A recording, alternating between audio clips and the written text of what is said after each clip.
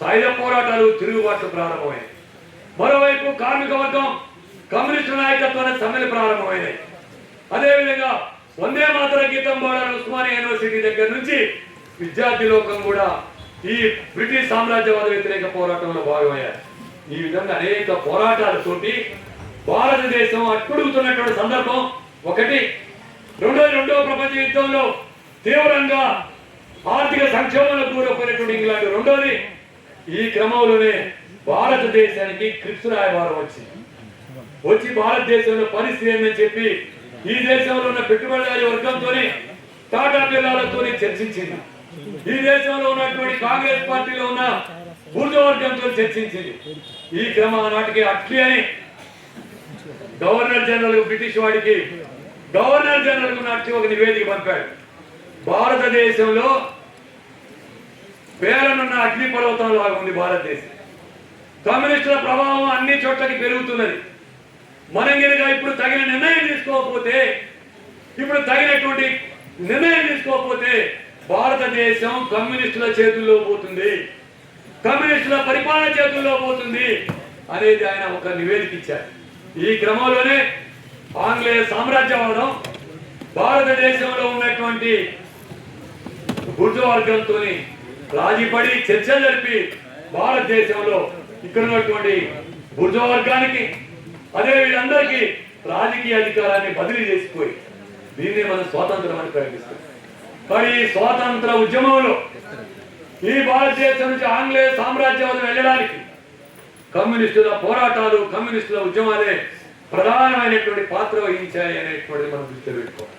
అందుకనే కమ్యూనిస్టులు కార్మిక, కర్షక, ఇతర అనేక వర్గాల్ని కూడగట్టి జాతీయోద్యమాన్ని ప్రజల పరం చేశారు. కమ్యూనిస్టులే సంపూర్ణ స్వతంత్రం అనేది మన నినాదం ఇవ్వాలి అని చెప్పి కాంగ్రెస్ పార్టీ చేత సభలకు వెళ్ళి ఊరేగింపులు తీసి డిమాండ్ చేసి సంపూర్ణ స్వరాజ్యం, సంపూర్ణ స్వతంత్రం అని నినాదం ఇచ్చారు. కాంగ్రెస్ పార్టీలో అనేక వర్గాలు చేరడానికి కమ్యూనిస్ట్ పార్టీ కారణమైంది. చివరికి భారతదేశం నుంచి ఆంగ్లేయ సామ్రాజ్యవాదం వెళ్ళిపోవడానికి కూడా కమ్యూనిస్టు కారణమే. ఈ క్రమంలోనే కయ్యూరులో అనేక మందిని ఉరిదీశారు. దేశవ్యాప్తంగా అనేక మంది ఆదివాసీ ప్రాంతాల్లో, రైతాంగ ప్రాంతాల్లో, కార్మిక వర్గ ప్రాంతాల్లో అనేక కుట్ర కేసులు పెట్టారు. అదేవిధంగా కుట్ర కేసుల్లో అనేక మందికి జైలు శిక్షలు వేశారు. వేలాది మందిని అక్రమంగా కేసులు పెట్టి జైలులో నిర్బంధించారు. అనేక మందిని చంపారు. కాబట్టి అనేక త్యాగాలతోని, అనేక పోరాటాలతోని ఇంతకుముందు చెప్పిన ఎన్ని సమరాలు, ఎన్ని స్వప్నాలు, ఎన్ని త్యాగాలు, ఎన్ని బలిదానాలు అని చెప్పి నేను ముందు పాట పాడాను చూసారా. ఆ ఎర్ర జెండా, మన ఎర్ర జెండా ఈ దేశంలో కార్మిక వర్గం చేతిలో ఆయుధంగా, కమ్యూనిస్టుల చేతిలో ఆయుధంగా ఉన్నటువంటి ఎర్ర జెండా ఏదైతే ఉందో ఎన్నో బలిదానాలతోని, త్యాగాలతోని, పోరాటాలతోని, లక్ష్యాలతోని, సోషలిస్ట్ స్వప్నాలతోని ఈ దేశంలో ఉంది. అదే స్వతంత్రోద్యమంలో కూడా అదే ముఖ్య పాత్ర వహించింది అనేటువంటిది మనం దృష్టిలో ఉంచుకోవాలి. ఈ క్రమంలో చివరిగా ఒక విషయం చెప్పి నేను ముగించదలుచుకున్నాను. నిజమే, నక్సల్బరీ పోరాటం నుంచి ఇప్పటిదాకా మన చరిత్రకి 55 సంవత్సరాలు నిండిపోయాయి. భారతదేశ కమ్యూనిస్ట్ పార్టీకి 100 సంవత్సరాలు నిండిపోయాయి. 100 సంవత్సరాల సభ జరుపుతా ఉంది.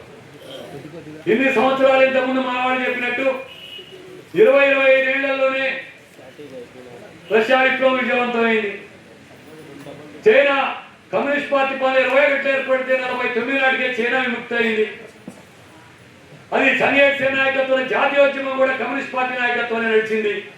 తర్వాత కానీ భారతదేశంలో 100 సంవత్సరాలు అయిన తర్వాత ఇవాళ మరో పక్క పచ్చి మతోన్మాద ఈ దేశంలో విషపు తల్లులు జరుగుతున్నటువంటి ఆర్ఎస్ఎస్ కూడా 1925లోనే ఏర్పడింది. ఆర్ఎస్ఎస్ కూడా దానికి మన అక్టోబర్ నాటికి 100 సంవత్సరాలు అయినాయి. వాళ్ళు 100 సంవత్సరాల సంబరాలు జరుపుతూనే ఉన్నారు. భారతదేశంలో కార్మిక వర్గానికి, పీడిత వర్గానికి, దళిత వర్గానికి, దోపిడీ గురవుతున్న వర్గానికి, సామ్రాజ్యవాద వ్యతిరేక సిద్ధాంతానికి, సోషలిస్టు సిద్ధాంతానికి, మొత్తం ప్రజల యోగక్షేమాన్ని, ప్రజల విముక్తిని, ప్రజల వర్గ పోరాట స్ఫూర్తికి ప్రతిబింబంగా ఉన్న కమ్యూనిస్ట్ పార్టీ ఇవాళ భారతదేశంలో సాధారణమైన మనుషులు ఎక్కడున్నారో వీళ్ళని చెప్పి ప్రశ్నించుకునే దశకు మనం వెళ్ళాం. అదే ఆర్ఎస్ఎస్, అదే జనసంఘం ఇవాళ అనేక ఇన్ని సంవత్సరాలు అయిపోయిన తర్వాత, ఇంత విజ్ఞానం పెరిగిన తర్వాత, సమాజంలో ఇంత పెట్టుబడి విశృంఖలత్వంగా ప్రవహిస్తున్నటువంటి సందర్భాన ఇలా ఆర్ఎస్ఎస్ తన మతోన్మాద భావజాలంతో ఫ్యాసిస్ట్ రూపం తీసుకుని భారతదేశంలో 11 సంవత్సరాల నుంచి కేంద్ర ప్రభుత్వాన్ని చేతిలో పట్టుకుంది. అంతేకాదు మధ్యతరగతిని అనేక మందిని తన వెనక తెచ్చుకుంటా ఉంది. ఇలా మీరు సోషల్ మీడియాలో పోస్ట్ పెట్టండి, మనందరం చూస్తాం, మన ఫోటో ఉందా లేదా అని చూస్తాం, లేదు మన మీటింగ్ బాగా వచ్చిందా లేదా అని చూస్తాం, వదిలేస్తాం. కానీ మనం ఒక పోస్ట్ పెడితే ఇమీడియట్ 5 నిమిషాలే 100 పోస్టులు దీనికి వ్యతిరేకంగా పెడుతున్నారు ఆర్ఎస్ఎస్. మనం దానికి సమాధానం ఇవ్వడానికి భయపడిపోతున్నాం, నన్నేమంటారు అని చెప్పి భయపడిపోతాం. అంత ఎఫెన్సివ్ స్టేజ్కి వచ్చి కారణం ఏంటి? కమ్యూనిస్టు పార్టీ యొక్క బలహీనతే. మనం తగిన కర్తవ్యాలు తీసుకోవడంలో, ఈ సమాజంలో తగిన వైరుధ్యాన్ని అర్థం చేసుకోవడంలో, ఆ అర్థం చేసుకున్నటువంటి సమాజ స్థితికి తగిన ఎత్తుగడలు రూపొందించుకోవడంలో, ఒక బలమైన ఐక్యమైన ఒక పొలిటిక్ పార్టీని స్థాపించడంలో పోయి పట్టుకున్న కుందేలుకి 3 కాళ్ళు అంటే ఒక ఆయన చెప్పాడు సామెత. కమ్యూనిస్టుల సామెత ఎట్లుందా అంటే, ఒక ఆయన కుందేలుకి 4 కాళ్ళు అన్నాడు. లేదు లేదు 3 అన్నాడు. చూపెట్టిందంటే లేదు ఇంకో కాలు నరికేసి 2 చూపించినాడు, ఒక కాలు కూడా నరికేసి.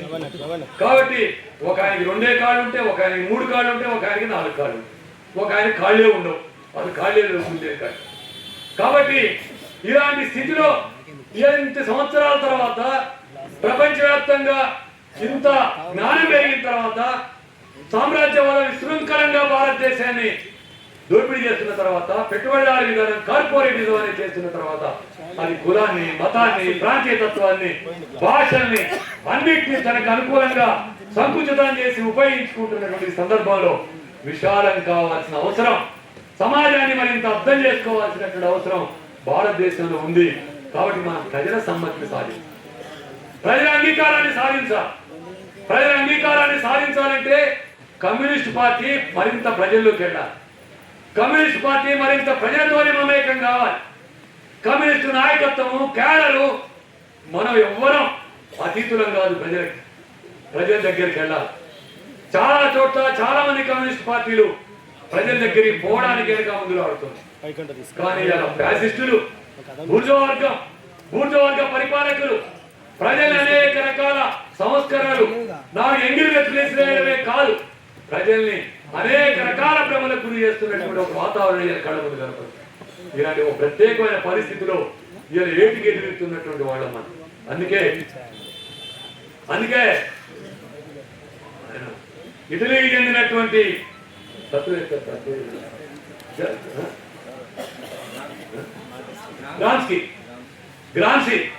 గ్రాన్సీ ఏమంటుందంటే, ఫ్యాసిజం అనేది కేవలం బలవంతంగానే ప్రజల మీద రుద్దబట్టలేదు, అది మధ్యతరగతి ఇతర ప్రజల యొక్క సమ్మతిని కోరింది, అది సమ్మతి పొందింది. ఇవాళ మోడీ కేవలం ఫ్యాసిజము అణిచివేతతోటే భారతదేశంలో అధికారంలో ఉండలేదు. ఆయన ఒక అభివృద్ధి కామకుడని, ఆయన చాలా నిజాయితీ పరుడని, ఆయన ప్రజల మనిషి అని, ఆయన ఈ దేశాన్ని చాలా ముందు తీసుకుపోతాడని ఒక ప్రచారంతో ఈ దేశ ప్రజల సమ్మతిని పొందారు. ఫ్యాసిజం కూడా హిట్లర్ కూడా జర్మనీ సమ్మతిని పొందారు. జర్మనీ జాతి గొప్పది ప్రపంచంలోని సమ్మతిని హిట్లర్ పొందారు. అదేవిధంగా హిందూ జాతి గొప్పది, అందులో బీజేపీ గొప్పది, నరేంద్ర మోడీ గొప్పవాడని చెప్పి ఇలా సమ్మతిని ముందు తీసుకున్న స్థితి ఉన్నది. కాబట్టి మనం కమ్యూనిస్టులో ఈ 100 సంవత్సరాల చరిత్రలో మనం గుర్తించుకోవాల్సింది ఏంటంటే, ఇలా మనం అనేక నినాదాలు ఇచ్చాం, సాయుధ పోరాటం అని ఇచ్చాం, ప్రతిఘటన పోరాటం అని ఇచ్చాం, లేదు ఇంకేదో ఆత్మరక్షణ పోరాటం అని ఇచ్చాం. ఇంకా ఇప్పటికీ శ్రీకాకుళంలో సాయుధ పోరాటమే జరుగుతుంది, నక్సల్బరీలో కూడా ఇంకా సాయుధ పోరాటమే జరుగుతుంది అని భావిస్తున్నటువంటి వాళ్ళు ఉన్నారు. అది ఇప్పుడు 50 ఏళ్ల క్రితమే గతించిపోయింది. అదేవిధంగానే వాటి నష్టాలు, అనుభవాల నుంచి గుణపాఠాలు తీసుకునేటువంటి పరిస్థితి కూడా లేదు. ఇవాళ మన కళ్ళ ముందు మావోయిస్ట్ పార్టీలో జరుగుతున్న పరిణామాన్ని మనం చూస్తూ ఉన్నాం. కేవలం బలహీనతలనే చూడొద్దు, వాస్తవిక పరిస్థితుల్లో ఇవాళ దేశంలో ఉన్న పరిస్థితుల్లో ఏం చేయాలా, ఏం చేస్తున్నారు, ఎట్లా ఉండాలి, పరిస్థితి ఏమిటనే దాని నుంచే ఆబ్జెక్టివ్ కండిషన్ చూడాలి. అందుకే మహోపాధ్యాయులు చెప్తాడు, నిర్దిష్ట పరిస్థితుల్లో నిర్దిష్ట ఇతరుడయ్యా, అది కమ్యూనిస్టు లక్షణం. కాబట్టి ఇలాంటి సందర్భంలో జాతీయోద్యమంలో వీరోచితమైనటువంటి పాత్ర నిర్వహించిన కమ్యూనిస్ట్ పార్టీ, జాతీయోద్యమంలో అనన్యమైన త్యాగాలు చేసినటువంటి కమ్యూనిస్ట్ పార్టీ, అనేక జమీందారీ గోడల్ని కూలగొట్టినటువంటి కమ్యూనిస్ట్ పార్టీ, ప్రజల్లో చైతన్యాన్ని పోరాట శీలతను కల్పించినటువంటి కమ్యూనిస్ట్ పార్టీ, ప్రజల్లో సామ్రాజ్యవాద వ్యతిరేకంగా నూరిపోసి సామ్రాజ్యవాదానికి వ్యతిరేకంగా హరం ఉరికంబాల మీద కూడా ఊరాడేటువంటి ఒక పోరాట తత్వాన్ని నిలబెట్టినటువంటి కమ్యూనిస్ట్ పార్టీ మనది. ఆ త్యాగం మనది, ఆ సమరం మనది, ఆ సిద్ధాంతం మనది. దాన్ని ముందు తీసుకుపోవాలంటే సమకాలీన పరిస్థితుల్లో ఆ జాతీయోద్యమంలో మనం నిర్వహించిన పాత్ర, మంచి చెడులు అర్థం చేసుకొని ఈ రోజున్న పరిస్థితుల్లో కూడా సరైనటువంటి విధానాన్ని అనుసరించుకుని ముందుకు పోవడమే జాతీయోద్యమంలో కమ్యూనిస్ట్ పార్టీ పాత్రను అర్థం చేసుకోవడానికి. కమ్యూనిస్టు 100 సంవత్సరాల కమ్యూనిస్ట్ ఉద్యమంలో లక్షలాది మంది కఠిన నిర్బంధాలను ఎదుర్కొని వేలాది మంది త్యాగాలు చేసినటువంటి వాళ్ళ చరిత్రకి అర్థం ఉంటుందని చెప్పి భావించి నాకు ఈ అవకాశం అందరికీ లాభసరం చేస్తుంది.